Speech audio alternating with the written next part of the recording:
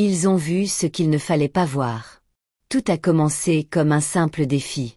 Cette nuit-là, 3 jeunes ont voulu faire le buzz, mais ce qu'ils ont filmé ne les a jamais quittés. Bienvenue sur les histoires du monde caché de l'Afrique. C'était un vendredi soir. Dans un salon, 3 amis installaient fébrilement leur caméra sur un trépied un peu instable.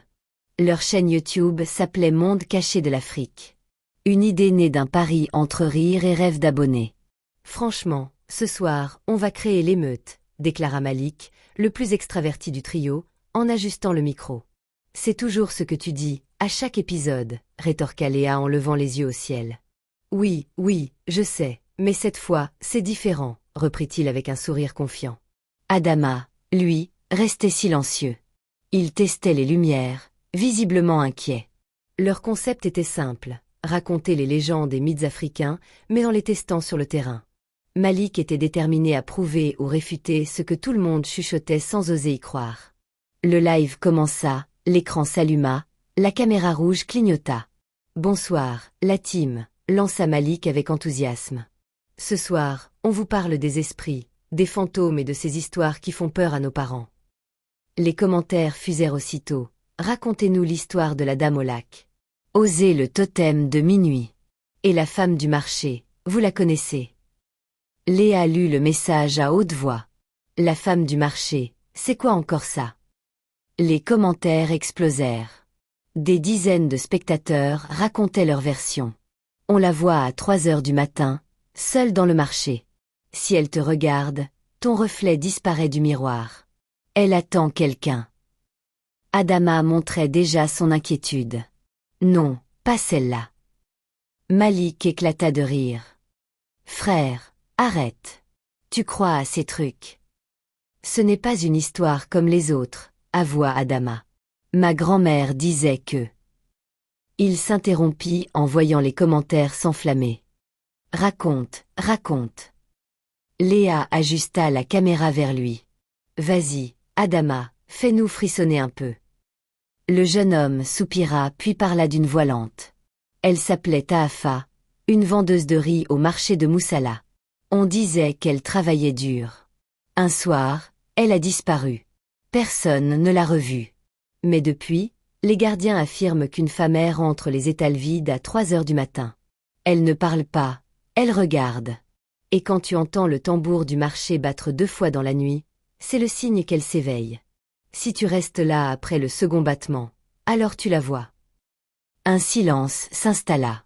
Léa allait plaisanter pour briser la tension quand un bruit sec retentit derrière la caméra. Un objet venait de tomber. Malik sursauta, le micro encore à la main. « C'est quoi ce bruit ?» demanda-t-il. Léa se retourna. Le trépied secondaire, celui qu'il n'avait pas touché, gisait au sol. « Tu as mis ça là exprès ?» demanda-t-elle, mi-souriante, mi-inquiète. « Non, je te jure, répondit Malik en se penchant pour le ramasser. Les abonnés dans le chat cessèrent de plaisanter. Léa esquissa un rire, presque étouffé. « Bon, on va vérifier. » Non, Malik bondit. Exactement. Épisode spécial, la dame du marché. La légende est-elle réelle? Adama grimaça. Vous êtes fou. Oui, et c'est pour ça qu'on a tant de vues, répondit Malik en riant. Le jour J, ils se préparèrent pour aller enregistrer leurs vidéos au marché de Moussala. Ils sortirent leurs sacs, lampe frontale, caméra, trépied, batterie. Léa s'amusait à tester les micros. Vérification 1, 2, 3. Si un fantôme est présent, qu'il se manifeste. Malik pouffa de rire. C'est bon, tu es prête pour le bêtisier. Adama, lui, restait pensif. Les gars, je vous préviens, si on entend des tambours, on sort. T'inquiète, le seul tambour qu'on va entendre, c'est mon cœur, plaisanta Malik. Adama observait les 2 autres rire, déjà excité par la vidéo à venir. Pourtant, une boule se formait dans sa gorge, un mélange de peur et d'orgueil. Ces histoires, ce ne sont que des légendes, dit-il enfin, plus pour lui-même que pour eux. Léa le fixa.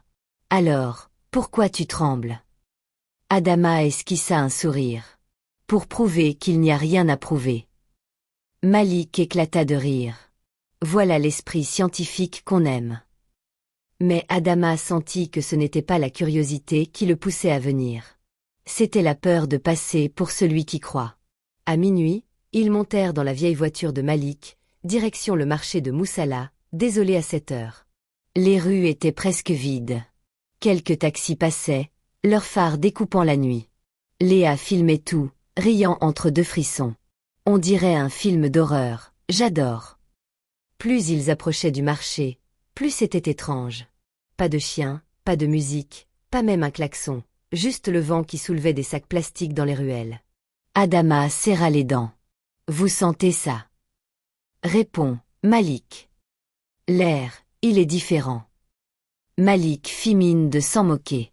Ils arrivèrent et descendirent de la voiture. Devant le grand portail du marché, Léa fit un zoom avec sa caméra. Nous voici officiellement devant le marché de Moussala. Il est 2h47 du matin. Malik montra sa montre. À 3h pile.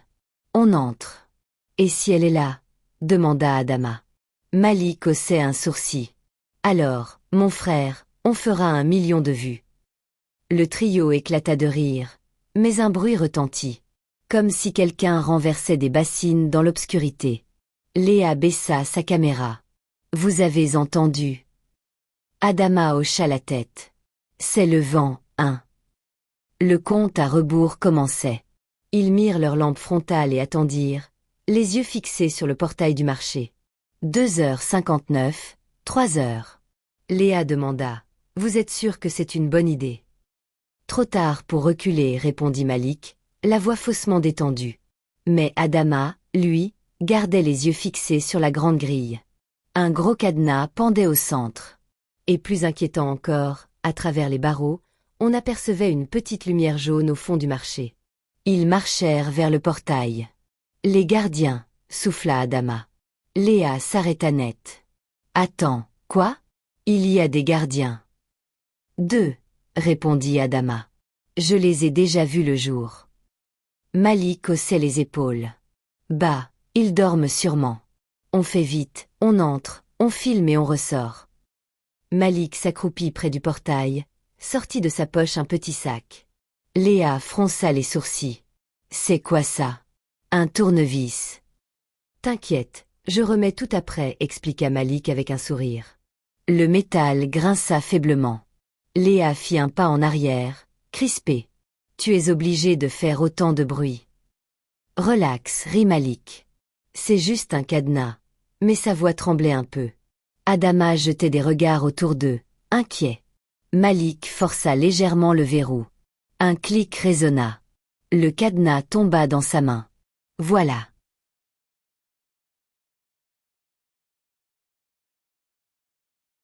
Léa le fusilla du regard.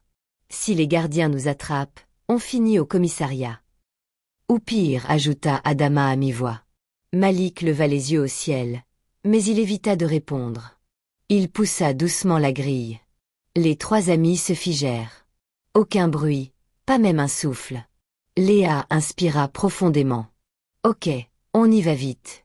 5 minutes, pas plus. Ils se glissèrent à l'intérieur, lampe frontale allumée, caméra dans les mains de Léa. Adama souffla. Le gardien, tu crois qu'il a entendu? Malik fit un signe de tête négatif. Silence. Écoutez. Il parlait à voix basse, craignant de faire du bruit. L'air vibrait d'attente. Mais au loin, quelque chose claqua comme une porte métallique qui se referme lentement. Léa sursauta. Malik, ce n'est pas drôle. Je n'ai rien fait. Ils s'enfoncèrent dans l'allée principale. Les ombres s'étiraient hautes. Un robinet fuyait quelque part, goutte après goutte. Puis un bruit léger, à peine audible, des pas.